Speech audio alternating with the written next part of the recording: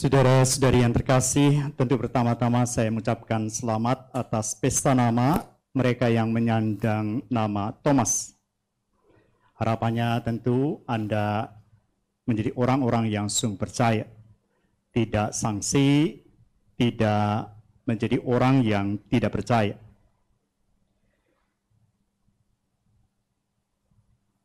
Seorang filsuf Prancis bernama Blaise Pascal, sebagai filsuf terkenal, pernah menyatakan suatu argumen yang mendorong orang agar percaya kepada Allah. Dia mengatakan, kalau saya percaya kepada Allah dan ternyata Allah tidak ada, maka saya tidak akan kehilangan apa-apa.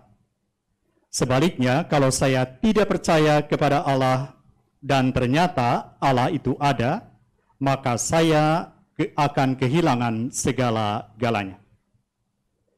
Saya kira argumen Blaise Pascal ini sepertinya benar.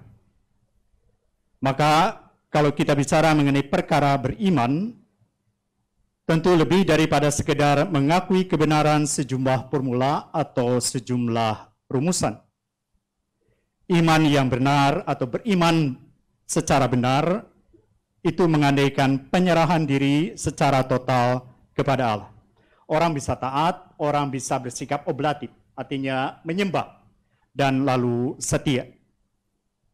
Seorang yang bisa mengatakan seperti Thomas tadi, ya Allahku, ya Tuhanku, atau ya Tuhanku, ya Allah. Seorang yang bisa menyembah. Dasarnya tentu bukan bukti-bukti ilmiah tentang keberadaan Allah, kendati bisa saja dijabarkan lewat ilmu pengetahuan bahwa Allah itu ada. Beriman yang benar itu mengandaikan keyakinan bahwa Allah itu tidak akan mengecewakan atau menipu kita. Maka lalu saya menyerah, saya bergantung, saya sungguh melekat pada Allah. Saudara-saudari yang terkasih, kita diingatkan bahwa iman yang bercampur dengan penglihatan lahir terbukti tidak kokoh dasarnya. Artinya bisa sangat rapuh, bisa sangat goyah.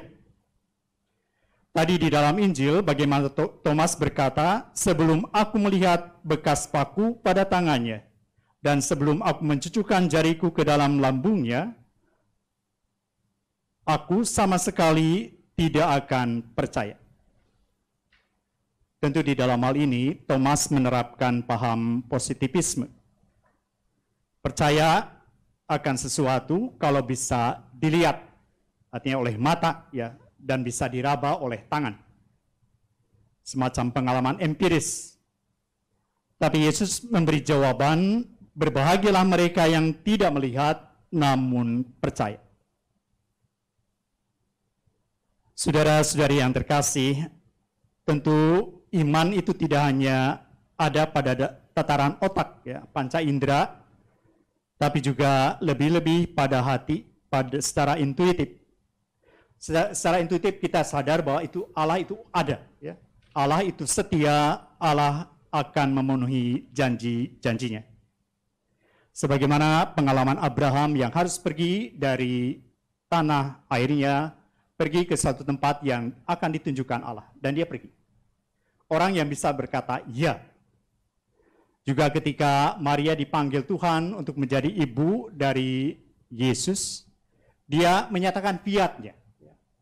Aku ini hamba Tuhan, terjadilah padaku menurut perkataan.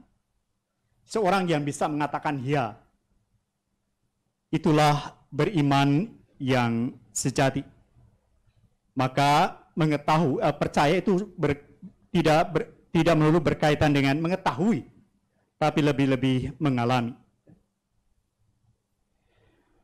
Tentu ada bahaya di dalam konteks zaman modern, orang bisa berkata, tunjukkanlah Allah itu kepada saya dan nanti saya akan percaya. Itu sebabnya bisa saja ada orang yang mengatakan, saya akan percaya kepada Allah kalau doa saya terkabul. Kalau mengalami kesembuhan, kalau saya mengalami mujizat-mujizat di dalam hidup, lalu saya akan percaya pada Allah. Saudara-saudari yang terkasih, saya ingin menyampaikan beberapa hal yang bisa saja menjadi hal yang bisa kita hayati di dalam hidup, kita renungkan, tapi juga kita amalkan di dalam keseharian kita. Pertama, tentu menyangkut iman. Iman itu semata-mata adalah karunia, anugerah Tuhan semata. Pernah ada seorang pemahat patung yang kebetulan diminta supaya bisa membuat patung dari patung Yesus. Ya. Lalu akhirnya dia membuat dan hasilnya sangat mengesankan, seolah-olah patung itu hidup. Ya. Sehingga orang yang melihat patung itu kelihatan bahwa Yesus itu begitu tegar. Ya. Menampakkan jiwa yang kuat, keyakinan penuh tapi juga penuh cinta. Lalu ada seorang wartawan yang kebetulan melihat patung itu bertanya kepada si pemahat itu, Anda percaya kepada Yesus yang patungnya Anda buat ini? Artinya dia ditanya, apakah memang kamu itu percaya atau tidak? Lalu si pemahat patung itu mengatakan, oh saya tidak percaya. Soal percaya adalah soal karunia, kata si pemahat itu.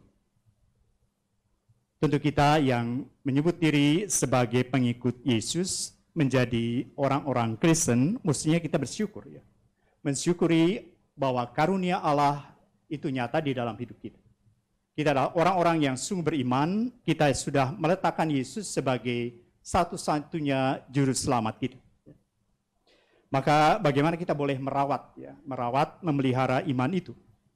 Karena bisa aja iman itu goyah, iman itu luntur. Maka jangan heran kalau ada orang yang mengaku diri Katolik, tapi Katolik KTP. Katolik tanpa pengamalan. Atau bisa aja ada Katolik seperti kapal selam, ya. Kadang-kadang muncul, tapi lebih banyak tenggelam, tidak muncul. Ya. Atau ya istilah lain, ada orang yang bisa aja Katolik, tapi Katolik napas, ya. Hanya datang pada waktu Natal dan Paskah. Maka menjadi Katolik tidak hanya bahwa saya menyebutkan diri menjadi Katolik hanya di bibir, tapi bagaimana kita sungguh menghayati hidup sebagai pribadi Katolik. Baiknya kita terus bisa berdoa, Tuhan tambahkanlah iman saya. Itu juga apa yang sungguh dituntut dari para murid oleh Yesus ketika mereka bisa aja bimbang di dalam hidup mereka. Lalu yang kedua, penting bahwa iman itu bertumbuh, berkembang ketika ada komunitas. Kita tahu bahwa gereja perdana tumbuh berkembang justru karena mereka hidup di dalam komunitas yang kuat. Maka bagaimana kita meletakkan juga konteks keimanan kita atau penghayatan hidup iman kita dalam komunitas. Maka seorang Katolik seorang yang bisa menceburkan diri di dalam komunitas. Tentu di dalam konteks yang paling kecil, di dalam keluarga, di dalam lingkungan kita, di dalam wilayah kita, di dalam paroki kita. Lalu saya merasakan sungguh bahwa iman itu berinteraksi dengan yang lain. Sehingga lalu kita sungguh bisa mengembangkan iman kita. Dan terakhir, pengakuan iman Thomas dikatakan bahwa dia mengatakan, ya Tuhanku dan Allahku. Ini adalah ungkapan iman yang mendalam dan sekaligus pengakuan atas kealahan Yesus.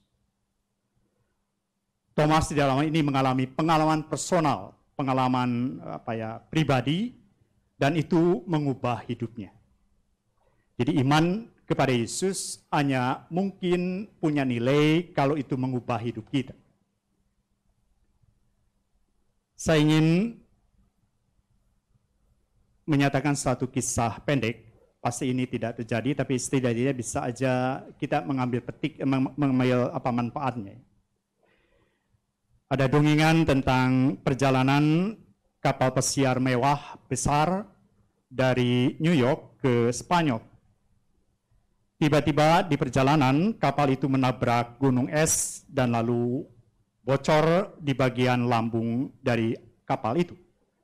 Air laut segera masuk memenuhi kapal itu. Lalu perahu-perahu penyelamat skoci mulai diturunkan dan para penumpang memang berebut untuk naik ke skoci itu. Tiap perahu hanya bisa muat 20 orang. Dikatakan oleh kapten kapal, kalau lebih, bahaya besar. Lalu ada satu perahu yang terisi 23 orang, maka 3 orang harus mengorbankan diri agar perahu itu tidak tenggelam. Lalu di perahu itu orang mulai melihat siapa yang mau menjadi sukarelawan. Lalu muncullah seorang Amerika, dia mengangkat tangannya dan teriak, "Long live America!" Lalu dia nyebur ke laut dan segera hiu menyantap dia. Lalu setelah itu sejenak lalu di perahu siapa lagi yang giliran mau mengorbankan dirinya. Lalu muncul seorang Spanyol, dia pun mengangkat tangan dan teriak, "Viva Espanya!" Lalu dia nyebur ke laut dan mulai disantap lagi oleh hiu. Lalu giliran satu lagi siapa ya?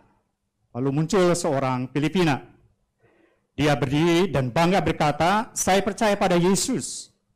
Saya bangga jadi warga Filipina sebagai negara mayoritas Katolik terbesar di Asia. Dan saya mencintai Anda semua yang ada di skoci ini." Lalu setelah berkata begitu, dia teriak keras-keras dan, "Mabuhay ang Pilipino."